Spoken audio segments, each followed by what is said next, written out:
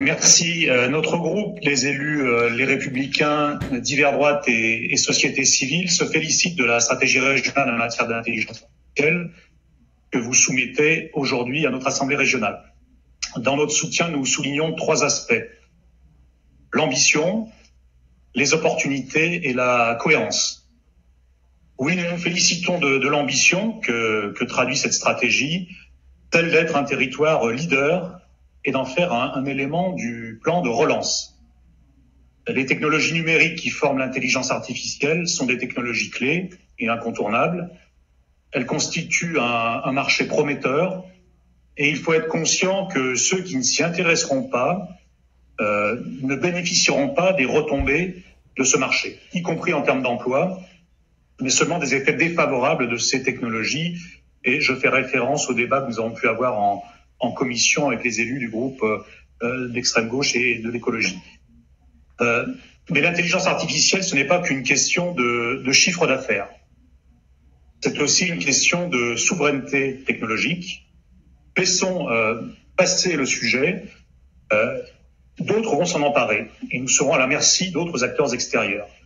Soyons conscients que le rapport des investissements sur l'intelligence artificielle est de 1 à 2 entre l'Union européenne et l'Asie et de 1 à 4 avec l'Amérique du Nord. Alors oui, nous pouvons nous satisfaire que notre région ait une ambition en la matière. J'en viens maintenant aux opportunités. Cette ambition, elle se construit sur des atouts que possède notre territoire. Celui d'accueillir à Grenoble l'un des 3 instituts nationaux en renfort d'autres capacités de recherche, y compris de majors privés comme Atos, comme cela est indiqué. Celui de compter d'ores et déjà au moins 200 efforts de solutions régionaux. Celui d'être positionné sur l'intelligence artificielle embarquée. Celui enfin d'être un pôle majeur sur l'industrie du futur, car c'est bien dans ce domaine que l'Europe et la France peuvent gagner la prochaine bataille mondiale du numérique. Il faut pour cela effectivement assurer l'essor de l'intelligence artificielle, mais aussi, et je le dis à bon entendeur, investir dans la 5G, dont l'utilité est moins dans nos ascenseurs que dans nos 6 usines. Le premier appel à projet de R&D doté de 15 millions d'euros qui est prévu dans cette délibération permettra ainsi concrètement de progresser sur le sujet. Enfin, il faut saluer la cohérence de votre approche. Notre région investit fortement depuis le début du mandat dans des projets qui créent un écosystème favorable à l'intelligence artificielle.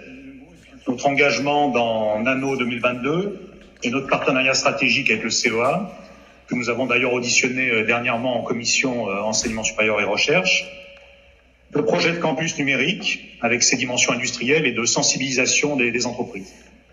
Cohérence aussi et intelligence collective avec la feuille de route qui est définie avec l'État, et cohérence enfin avec le soin du vice-président Yannick Noder de bien aligner cette stratégie avec la programmation des fonds européens afin que notre région bénéficie pleinement de ces financements. C'est bien cela l'enjeu, celui qu'Auvergne-Rhône-Alpes prenne toute sa place dans un effort européen et français pour développer une intelligence artificielle digne de confiance, avec cette spécificité d'une approche transparente qui n'oublie pas les questions d'éthique, notamment pour les applications pour la santé.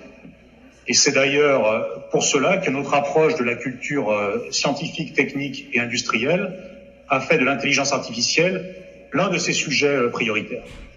Nous approuvons donc pleinement cette stratégie et vous assurons de notre mobilisation pour sa mise en œuvre. Je vous remercie. Merci.